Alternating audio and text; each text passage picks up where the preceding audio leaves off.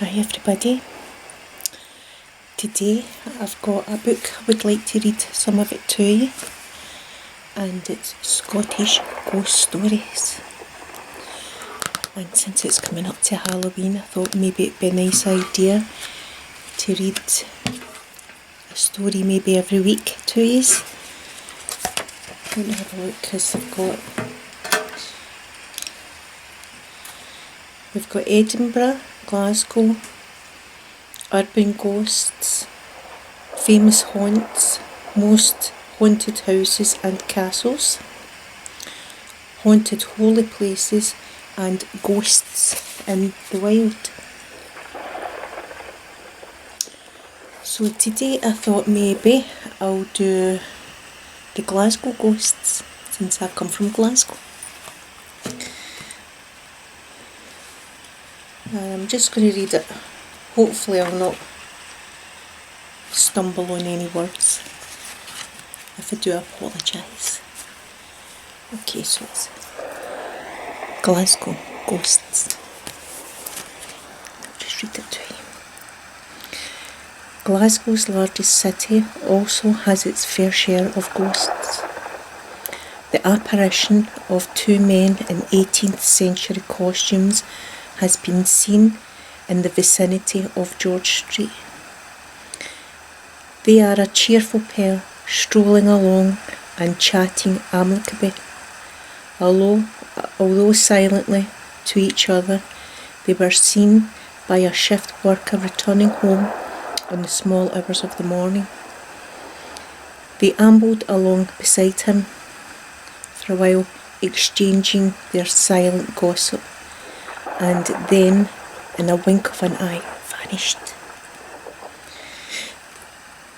The late ghost hunter Andrew Green recorded a case of haunting in one of the road bridges over the River Clyde in central Glasgow. A friend of Green was walking over the Dalmarnock road bridge when he saw a normal-looking young man standing on the bridge looking down towards the Clyde. Thinking it may be a suicide attempt, I suddenly found myself shouting, "No, don't." But when only 3 yards from him, the man jumped. As I looked over the bridge in horror, I was utterly amazed to find the figure had vanished into thin air. The witness was so shocked by the vision that it made him feel physically sick. He was able to recall the ghost's appearance in detail as a youngish man, about 30, wearing a navy blue 3/4 length coat and coral black trousers. He has his hair in a crew cut style. In his book Ghosts of Today, Andrew Green also relates to an odd experience he had as a customer in a new defunct clothes shop in Burnswick Street. She was browsing the outfits on display when she noticed a middle-aged man sitting cross-legged on a chair in the middle of the store, reading a paper which he held up in his hands. He only caught her attention because the shop was crowded and that he was sitting in an inconvenient place, utterly unconcerned by the bustle around him.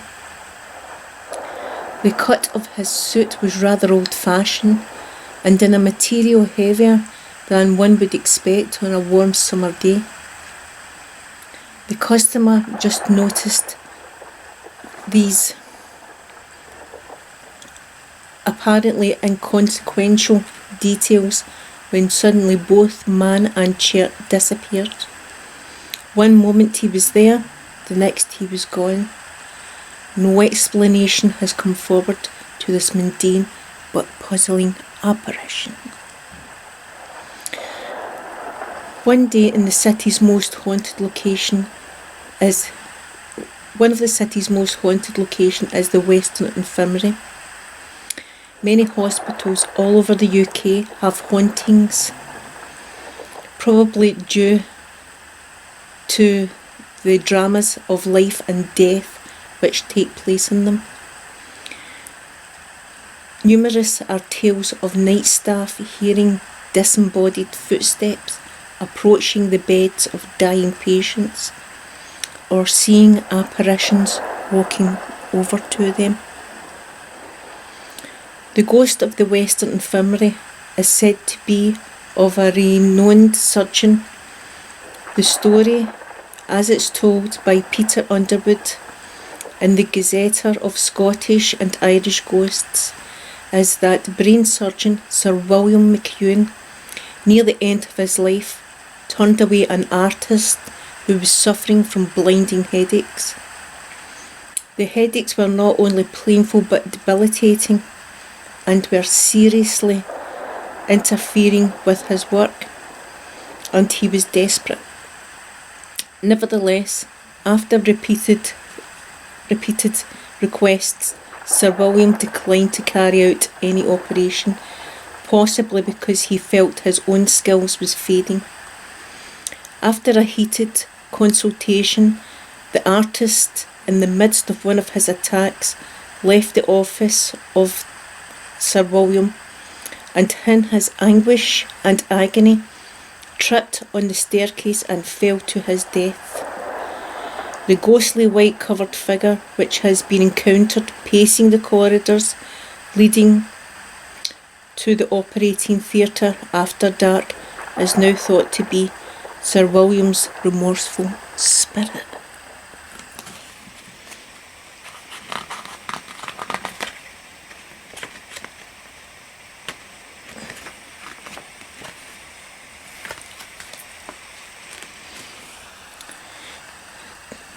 Glasgow's Theatre Royal is haunted by a less exalted figure, a humble cleaner named Nora.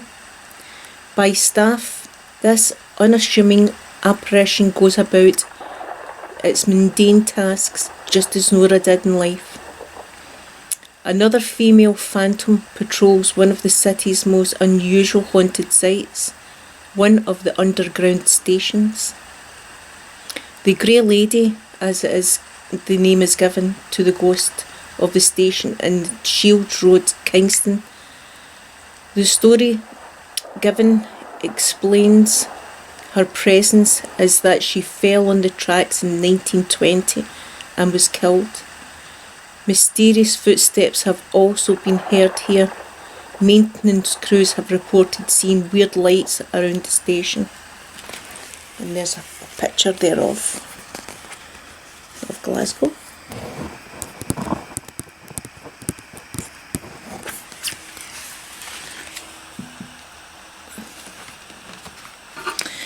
The creepiest location in Glasgow is its necropolis, an extensive cemetery distinguished by ornate Gothic tombs of the 19th century. Actually, there are two cemeteries, the Southern Necropolis and the Gorbals. Several odd stories are told about the Southern Necropolis according to organisations of ghost walks here. A statue on the memorial to the unconsciously named Mrs. Smith has a habit of turning its head to stare at passers-by. Even stranger is the incident which took place in the 1960s when gangs of Gorbal kids invaded the cemetery in search of a vampire. This was no ordinary vampire, if there's such a thing. This one had metal fangs. The youngsters were so convinced of the existence of this monster and its predictions on local school children that they formed a posse, armed themselves with stakes, and set off to dispatch it. The police had to be called to calm the situation down. It is thought a pulp horror comic may have inspired the belief of the vampire with iron teeth. I mean, vampires are bad, but a vampire with iron teeth? Dear me. Okay. A number of other strange tales about Glasgow have been related by the late ghost hunter Elliot O'Donnell. One of the most bizarre hauntings is a haunted bath. O'Donnell is notorious for his very many weird and wonderful ghost stories, which are rarely supported by named witnesses or even specific locations, thereby stretching credibility to its limit.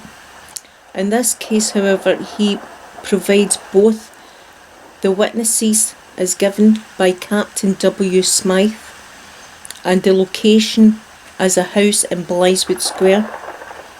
He does not identify the house specifically, but this would be a reasonable precaution against litigation from an aggressive landlord who might find it hard to let his house with a haunted reputation.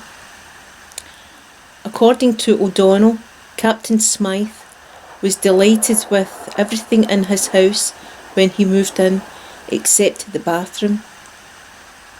This he found excessively grim. Even after a major overhaul and redecoration, there was something about this room he found very unnerving. Nothing untoward happened here until the Smythes had been in residence for a number of weeks. When Captain Smythe was preparing to take a bath, he heard some odd noises coming from the grate. He chose to ignore them. After a few aborted attempts to get in the bath, the water always seemed too hot. He slipped on the wet floor and fell with a bump. Before he had a chance to clamber up again, the candles that he had lit suddenly went out. He found himself engulfed in the most terrible darkness. O'Donnell takes up the tale. The moment the candles were extinguished, the grimness increased, and he could feel all around him, thickly amalgamating with the either superphysical presence, at once hostile and horrible. Then, to bring this terror to a climax, there issued from the bath a loud rubbing and splashing, as if someone a very heavy person was vigorously washing. The water rose and fell, squished and bubbled, as it does when one is lying in a full length in it, raising and lowering oneself, kicking and plunging, first on one side and then the other. Whilst to add to the realism, Captain Smythe distinctly heard gasping and puffing, and then a soft greasy sound of a well-soaked flannel. He could indeed follow every movement of the occupant of the bath as graphically as if he had seen him, from the brisk scrubbing of the body and legs to the delicately cleaning of the ears and toes. This was so unnerving enough. If this wasn't so unnerving enough, things rapidly got worse. Captain Smythe heard the door of the cupboard in the bathroom open, and something slid out and began creeping towards him. Paralysed with dread, Smythe found himself unable to move out of the path of the creeping thing. As soon as it touched him, he realised it was a woman, or the form of a woman. He could feel flounces of soft silk against his skin. He heard the tinkle of jewellery and delicate scent of violets. Then the woman stepped on him, planting one icy cold heel shoe on his chest and the other on his cheek. She stepped on him as if he had been an orthodox cushion or footstool, purposely placed there for her convenience. A hollow exclamation, which died away in a gasp, issued from the bath as the woman, with a swift movement of her arms, threw something over it.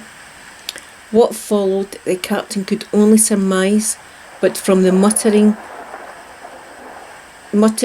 and splashes in the water, it seemed to him that nothing short of murder was taking place. I'm just uncomfortable sitting there. After a while, the noises in the bath grew feebler and feebler, and when they finally ceased, the woman, with a sigh of relief, shook the water from her arms and stepped off the captain, moving towards the fireplace. Smythe's paralysis suddenly lifted him, and he realised he wasn't in darkness after all. The candles were still lit. Floating in the air before him, rapidly fading, was a white luminous face, entirely awful and devilish. Smythe fled the bathroom stark naked and rushed downstairs to his disbelieving and unsympathetic wife. A few days later, their eldest son ran out of the bathroom, horrified by the sight of something very nasty indeed in the bath. The body of a hoary-headed old man, bloated and purplish blue. Mrs. Smythe and the servant hurried to the bathroom, but found the bath empty and dry. As they left, however, they encountered on the landing outside a dark, handsome, evil-eyed woman who silently glided into the bathroom and vanished. No, I don't fancy taking a bath there.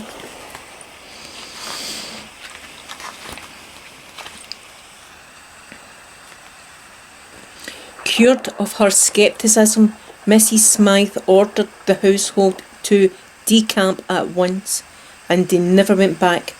Later they learnt that the house had previously been lived in by an elderly man and his much younger Spanish wife. The man had died in the bath, but without a breath of suspicion falling on his young widow, who accepted her inheritance and promptly left the country.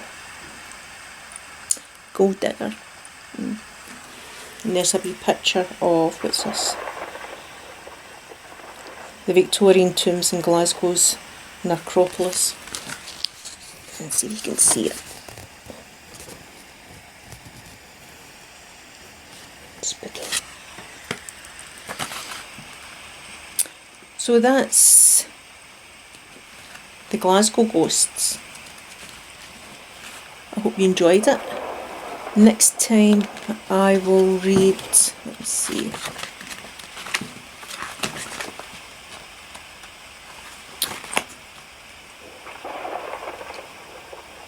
It's a nice picture of Edinburgh there.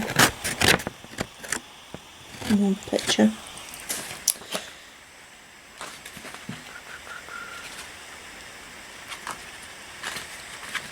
What did I say? Where's that? Right, so I've done Glasgow. Next time I'll do Edinburgh, and I'll do some ghosty stories about Edinburgh. I hope you enjoyed this. My reading wasn't too bad. I'll see you again next time. Bye.